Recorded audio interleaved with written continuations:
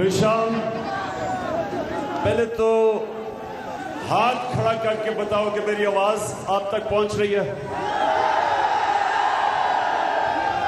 शुक्रिया। अच्छा बेशाम, खास तौर पे मेरी कौम के नौजवान, मैं आपसे खास तौर पे मुखातिब हूं। बजट 10 साल पहले एक नारे के ऊपर बना था।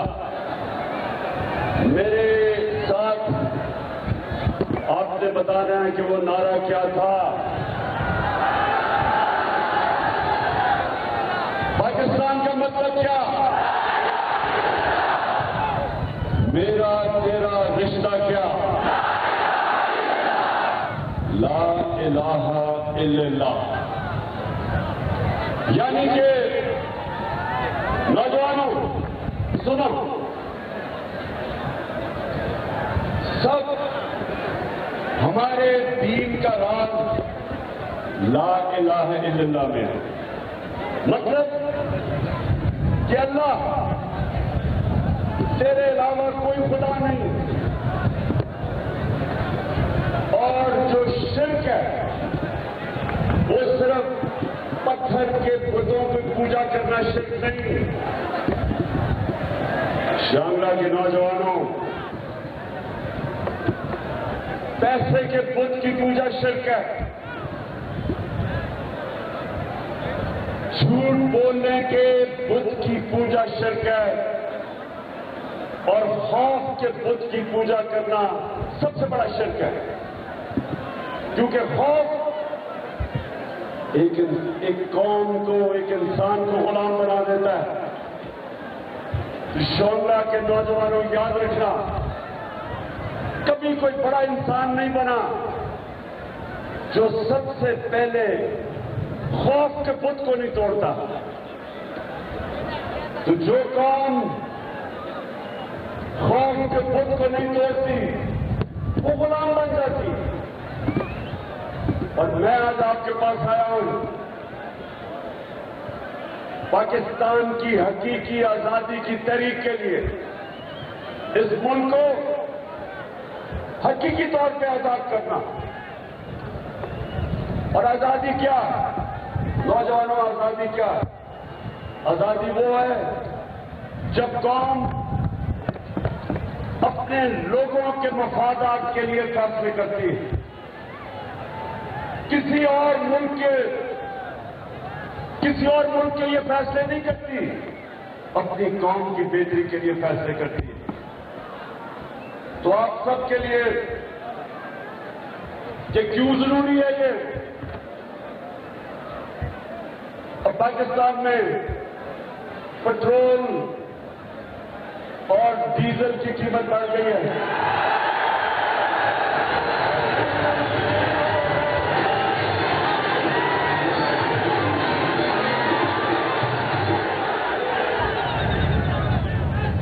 पेट्रोल और फजल-ए-मान की कीमत बढ़ गई है। 30 रुपए लीटर कीमत बढ़ गई है।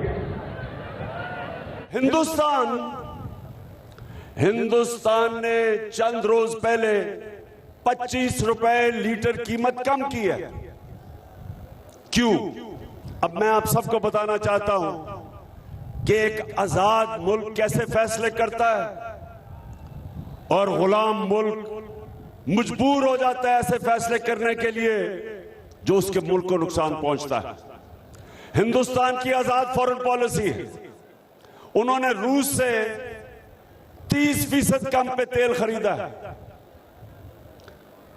हमारी हुकूमत भी रूस से खरीदना चाहती थी। साजिश के तहत हमारी हुकूमत चली गई। अब ये अमेरिकनों के गुलामों की हुकूमत ने अमेरिका से डर के रूस से 30% तेल कम कीमत पे इसलिए नहीं ले रहा कि अमेरिका से इजाजत नहीं मिली। उसके नतीजे में कौम के ऊपर कौम के ऊपर, अवाम के ऊपर महंगाई का बोझ पड़ना शुरू हो गया। जब डीजल और तेल महंगा होता है, सब कुछ महंगा हो जाता है। तो ये सबसे पहले नुकसान समझें कि हिंदुस्तान के लोग वो रूस से तेल खरीद सकते हैं क्योंकि उनकी आजाद फॉरेन पॉलिसी है। पाकिस्तान नहीं खरीद सकता क्योंकि ये अमेरिका के गुलाम ऊपर बैठ गए। ये अमेरिका की इजाजत के बगैर ये कुछ नहीं करते, और अमेरिका इजाजत नहीं देता क्योंकि उनके रूस से ताल्लुकात खराब हैं। वो पाकिस्तान को इजाजत नहीं देता अपने लोगों को सस्ता पेट्रोल और डीजल बेचने के लिए। तो नौजवानों, आप समझे हो,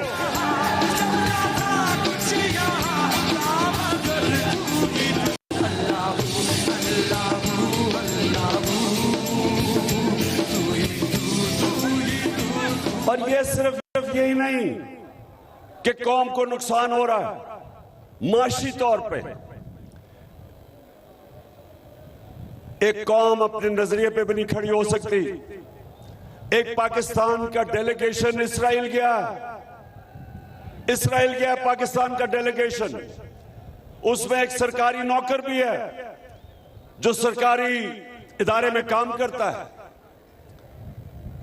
हिंदुस्तान से अच्छे ताल्लुकात करना चाहते हैं, जबकि हिंदुस्तान कश्मीरियों पर जुल्म कर रहा है। तो ये जो मुल्क की फॉरेन पॉलिसी है, ये मैं आपको समझाना चाहता हूं कि जब एक अमेरिकी साजिश के तहत ये अमेरिका के पुतले ऊपर बैठ गए, तो पाकिस्तान जो अपने नजरिए पे, जो नजरिए हमारा जो मुल्क का नजरिया था, जो कायदे आज़म मोहम्मद अली जिन्ना ने कहा कि हम कभी भी इसराइल को रिकॉग्नाइज नहीं करेंगे जब तक फलस्तीनियों से इंसाफ ना हो। ये कायदे आज़म ने हमें आज से तकरीबन 75 साल पहले ये हमारा नजरिया था, और ये हमारी हुकूमत का भी नजरिया कि आप कभी भी इसराइल को नहीं मान सकते जब तक फलस्तीनियों से इंसाफ हो। लेकिन ये अमेरिका की गुलाम हुकूमत जो एजेंडा हिंदुस्तान, इसराइल और अमेरिका का है वो लागू कर रही है, और ये होती है गुलामी। ये कश्मीर पे बात करेगा जो आपके पास अभी तकरीर करके गया चेरी ब्लॉसम शहबाज शरीफ। उसने सुना, कहा मैं अपने कपड़े भी बेच दूंगा। कपड़े बेच देने चाहिए क्योंकि गंदम, आटे की कीमत, आप मुझे बताएं कि जब से ये आए हैं आटे की कीमत किधर गई है? महंगा हुआ आटा, पेट्रोल, डीजल, बिजली महंगी हुई। तो उसने जब यहां खड़े होकर आपके सामने तकरीर की तो आपने उससे पूछना चाहिए था कि आप अमेरिका की गुलामी क्यों कर रहे हैं। तो वो उसने आपको जवाब, अगर सच्चा जवाब ये देता कि उसके और उसके खानदान के सारे पैसे मुल्क से बाहर पड़े हैं और उसको खौफ है कि अगर अमेरिका नाराज हो गया तो उनके पैसे चले जाएंगे। तो इसलिए शांगला, आज मैं आपसे वादा लेने आया हूं कि आपने मेरे साथ खड़ा होना है मेरे हकीकी आजादी की तहरीक में।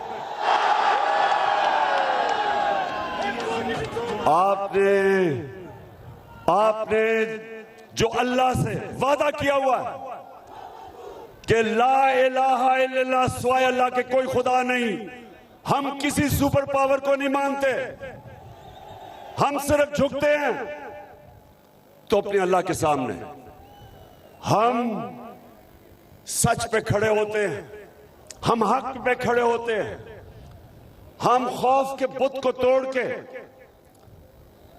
हम सिर्फ और सिर्फ अपने नजरिए पे चलते हैं। और इसलिए मैं आज आपको सबको तैयार कर रहा हूं। पख्तूनख्वा में मैं हूं, परसों तक अपनी तंजीमें तैयार कर रहा हूं, अपनी पूरी प्लानिंग कर रहा हूं कि इंशाअल्लाह ये जो हमारी आजादी की तहरीक है ये तब तक चलेगी जब तक साफ और शफाफ इलेक्शन ये हुकूमत नहीं करवाएगी। अच्छा, आगे मैं आज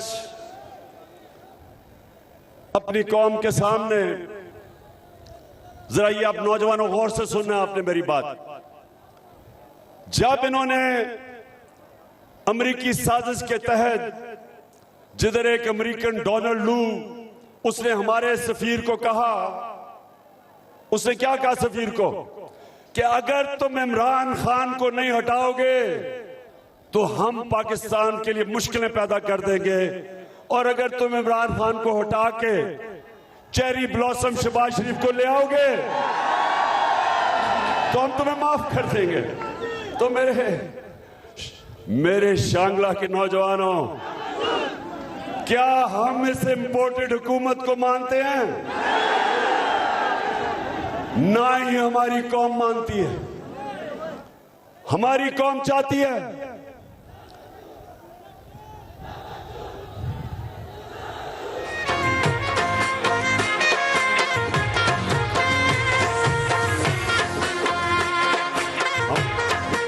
हमारी कौम चाहती है कि वो इस मुल्क में पार्टी इक्तदार में आए जो हमारी कौम की वोटों से आए। हम कोई बाहर की अमेरिका की उनके हुक्म नहीं मानते कि जनाब इमरान खान को हटा के तो इसको दूसरे को ले आओ, क्योंकि ये हमारी खिदमत करेगा, ये पॉलिसीज वो बनाएगा, ये वो पॉलिसीज बनाएंगे जो अमेरिका के लिए होंगी और अपने लोगों के मफादात के खिलाफ होंगी। जिस तरह रूस से तेल नहीं ले सकते, ये वो दोनों जमातें इक़्तिदार में थी जब 400 ड्रोन अटैक हुए पाकिस्तान पे। अमेरिका की जंग भी लड़ रहे थे और ड्रोन अटैक भी वो हमारे पे कर रहे थे, हमारे लोग मर रहे थे। और कई दफा इन दोनों की क़यादत ने एक दफा अमेरिका से मुज़म्मत नहीं की, बल्कि अमेरिका से ह्यूमन राइट्स की ऑर्गेनाइजेशन पाकिस्तान आई, उन्होंने यहां बैठ के मेरे साथ मुज़म्मत की, ड्रोन अटैक्स की। लेकिन इन गुलामों ने कभी अपने मुंह से एक दफा उस ड्रोन अटैक्स के खिलाफ आवाज नहीं बोली। कभी दुनिया की तारीख में नहीं ये हुआ कि जिसके लिए आप जंग लड़ रहे हैं वो आपके ऊपर ही अटैक कर रहा है और आपके लोग मार रहा है। 400 बम अटैक करता है जिसमें औरतें बच्चे मरते हैं, लेकिन कभी मुज़म्मत नहीं करते। इसलिए इनको वो लेके आए हैं। और इसलिए नौजवानों, हमने अपनी हकीकी आजादी की पूरी तहरीक चलानी है। और फिर से तैयार हो आप, खौफजदा तो नहीं होगे।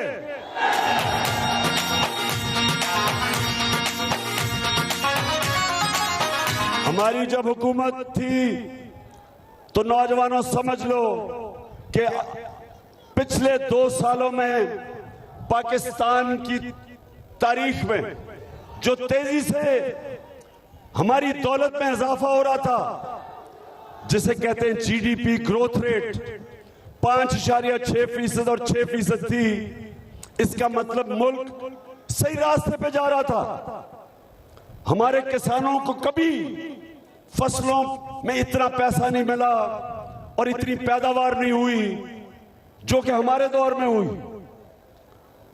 और इंडस्ट्री जिसके ऊपर रोजगार लोगों को मिलता है, हमारे दौर में 50 साल के बाद इंडस्ट्री ने तेजी से तरक्की करनी शुरू की। हमारा आमदनी बढ़ गई, हमारी टैक्स कलेक्शन बढ़ गई, हमारी एक्सपोर्ट्स बढ़ गई, हमारी ओवरसीज पाकिस्तान की रेमिटेंसेस रिकॉर्ड पे चली गई, यानी दौलत में इजाफा हो रहा था। तब इन्होंने साजिश करके हमारी हुकूमत कराई। तो मेरे नौजवानों, अब सवाल यह है कि जो आज हालात हैं, रुपया गिर रहा है, मुल्क की दौलत में कमी आ रही है, महंगाई बढ़ रही है, लोड शेडिंग के रिकॉर्ड टूट गए। तो सवाल ये हम पूछते हैं कि जो भी इस साजिश में मुलव्विस थे, तारीख आपको भूलेगी नहीं, ना ये तारीख आपको माफ करेगी, ना पाकिस्तान की अवाम आपको माफ करेगी। वो लोग जिन्होंने जब तेजी से मुल्क और मुश्किल वक्त में कोरोना, जो 100 साल में एक दफा कोरोना एक मुल्क में, एक दुनिया में आया था, उस दौर में जिस हुकूमत ने अपने मुल्क को निकाला और तरक्की की तरफ ले गया, सारे बर्रे सगीर में सबसे ज्यादा रोजगार इस दौर में पाकिस्तान ने अपने लोगों को दिया। बल्कि पिछली हुकूमतों के मुकाबले में हमने सबसे ज्यादा रोजगार दिया अपने लोगों को। तो उस वक्त ये साजिश हमारे खिलाफ हुई, और आज जो लोग ऊपर आ गए हैं, नौजवान जरा सुनो, अब ऊपर आ गए हैं, वो इस मुल्क को तबाही की तरफ लेके जा रहे हैं। माशी हालात तो आज सबके सामने है। लोगों को खौफ ये है कि मुल्क का दिवालिया निकलने की तरफ मुल्क जा रहा है। जिस तेजी से रुपया गिर रहा है, कर्जे बढ़ रहे हैं, महंगाई बढ़ रही है, अगर इस वक्त ये मुल्क ना संभाला गया और इसका दिवालिया निकल गया, तो मैं आज पाकिस्तान की एस्टेब्लिशमेंट को पैगाम देना चाहता हूं कि सोवियत यूनियन दुनिया की दो सबसे बड़ी ताकतें थी, अमेरिका और सोवियत यूनियन। लेकिन जब उनकी माइशत नीचे गई तो वो सोवियत यूनियन टूट गया। फौज, उनकी तकड़ी फौज उनको इकट्ठा नहीं रख सकी। तो जिस तरफ हमारा मुल्क जा रहा है, विशाखम एस्टेब्लिशमेंट, आप कहते हैं हम न्यूट्रल हैं, बिस्मिल्लाह न्यूट्रल हो, लेकिन लोग जानते हैं कि पावर आपके पास है। और कौम अगर इस तरफ नीचे, जिस तरफ ये लेके जा रहे हैं, जो चोरों का टोला मुल्क को नीचे लेके जा रहा है, लोग आपकी तरफ देख रहे हैं। और तारीख इस रोल को भी माफ नहीं करेगी कि मुल्क नीचे चला जाए और आप कहें हम न्यूट्रल हैं, और ये चोर जो कि अमेरिका की साजिश की वजह से ऊपर बैठे हुए हैं, ये मुल्क का दिवालिया निकाल दें। ये सिर्फ और सिर्फ इस मुल्क में दो काम कर रहे हैं, अपने करप्शन के केसेस खत्म कर रहे हैं, नैब को खत्म कर रहे हैं जिधर इन सब के करप्शन के केसेस हैं। पहले जनरल मुशर्रफ ने इनके करप्शन के केस माफ किए जब उसने एनआरओ दिया, वो सारे माफ हुए। 10 साल में जो करप्शन उन्होंने की, अब ये उसके ऊपर एनआरओ मिल रहा है इनको। जब ताकतवर की करप्शन, जब एक माशरा ताकतवर डाकू को नहीं पकड़ सकता, मेरे नबी सल्लल्लाहु अलैहि वसल्लम ने कहा कि वो कौमें तबाह हो जाती हैं जो ताकतवर डाकू को नहीं पकड़ती और सिर्फ छोटे चोरों को पकड़ती है, वो कौम तबाह हो जाती है। जब आएगा इमरान सबकी जान बढ़ेगी, और सिर्फ ये अपने केसेस माफ करवा के नैब का इदारा, एफआईए का इदारा सिर्फ तबाह नहीं कर रहे हैं, ये सारे पाकिस्तान के इदारे जिसके ऊपर एक मुल्क खड़ा होता है वो तबाह कर रहे हैं। ये पुलिस का गलत इस्तेमाल कर रहे हैं, ये पुलिस का इस्तेमाल कर रहे हैं झूठे केसेस करने पे, एफआईआर करने पे, डराने धमकाने पे, पुरअमन एहतजाज के ऊपर जिधर औरतें बच्चे थे, इन्होंने जो जुल्म किया, ये सिर्फ पाकिस्तान में एक दफा हुआ था जो मुझे याद है, जब एमआरडी, पीपल्स पार्टी की एमआरडी की मूवमेंट थी, मिलिट्री डिक्टेटरशिप थी, तब जुल्म किया गया था लोगों पे। ऐसे पुरअमन एहतजाज जमहूरियत में हम सब का हक है, उसके ऊपर जुल्म करना किसी जमहूरियत में इजाजत नहीं देता, किसी जमहूरियत का आईन। तो ये वो लोग आए हैं जो, क्योंकि इलेक्शन तो वो जीत नहीं सकते, पब्लिक में तो वो निकल नहीं सकते, अवाम में जाते हैं तो उनको नारे लगते हैं चोर के और गद्दार के।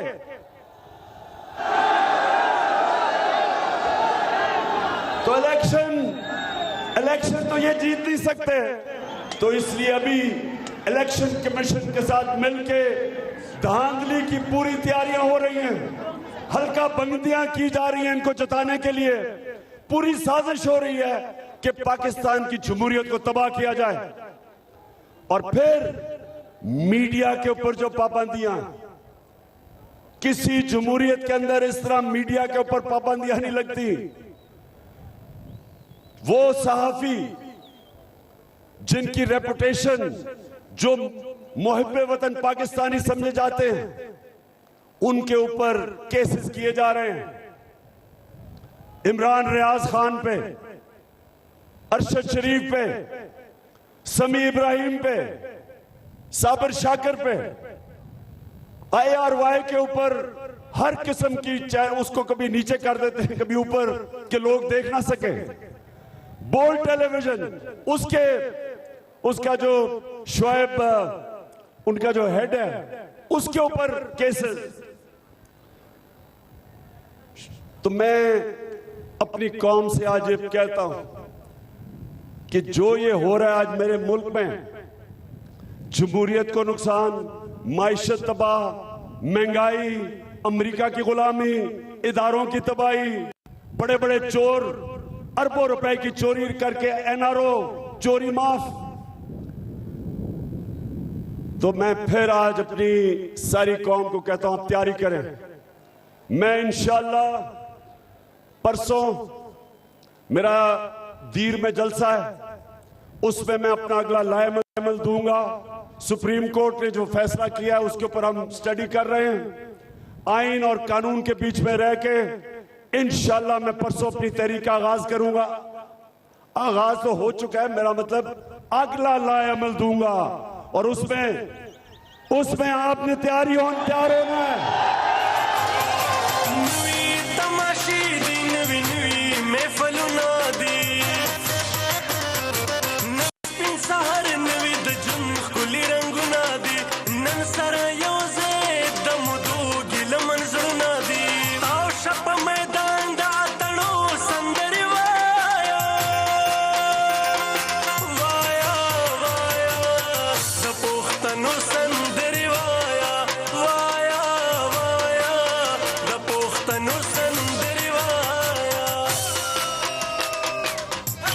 आखिर में बेशाम के नौजवानों, मैं आज अब सबके सामने खड़ा होकर कहता हूं कि मुझे पहली दफा, ये मैं आज से एक वो इंसान जो तकरीबन पाकिस्तान के साथ साथ बड़ा हुआ है, तकरीबन मेरी उम्र पाकिस्तान जितनी है, मैं आज आपको सबसे अब इसका क्या कहूं कि मुझे जितनी खुशी है इस चीज पे, अपनी जिंदगी में जो मुझे खुशी हुई, जो मैंने इस्लामाबाद के अंदर 7 घंटे में लोगों को बाहर निकलते देखा, औरतें, बच्चे, फैमिलीज, और जिस तरह उन्होंने उस बाबरियत का मुकाबला किया, जिस तरह की टेयर गैस शेलिंग की गई, जिस तरह औरतों और बच्चों, बूढ़ों के ऊपर बेदर्दी से इस तरह शेलिंग की गई कि दुश्मनों से भी ऐसे नहीं लोग करते। अंग्रेजों ने, एक जनरल डायर था 1919 में, उसने 150 लोगों के ऊपर गोली चला के उनको मार दिया, लेकिन हम गुलाम थे तब। गुलामों के ऊपर कोई बाहर से जो कब्जा करता है वो इस तरह की बारबरियत करता है, लेकिन जिस तरह ये जो हुकूमत है जिसमें शहबाज शरीफ और ये जो कातिल राना सनाउल्लाह,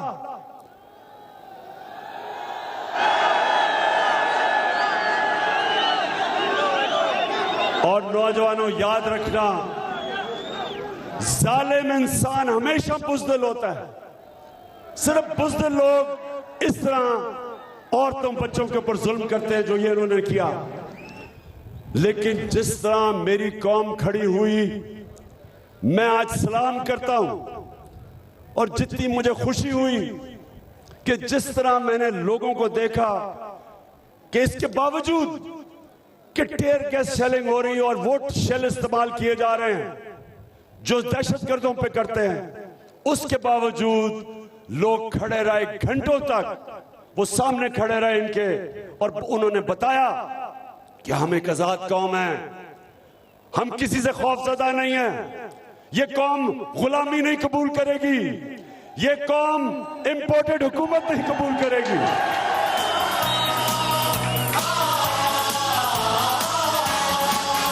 आज मजलूम आलिम से टकराएंगे,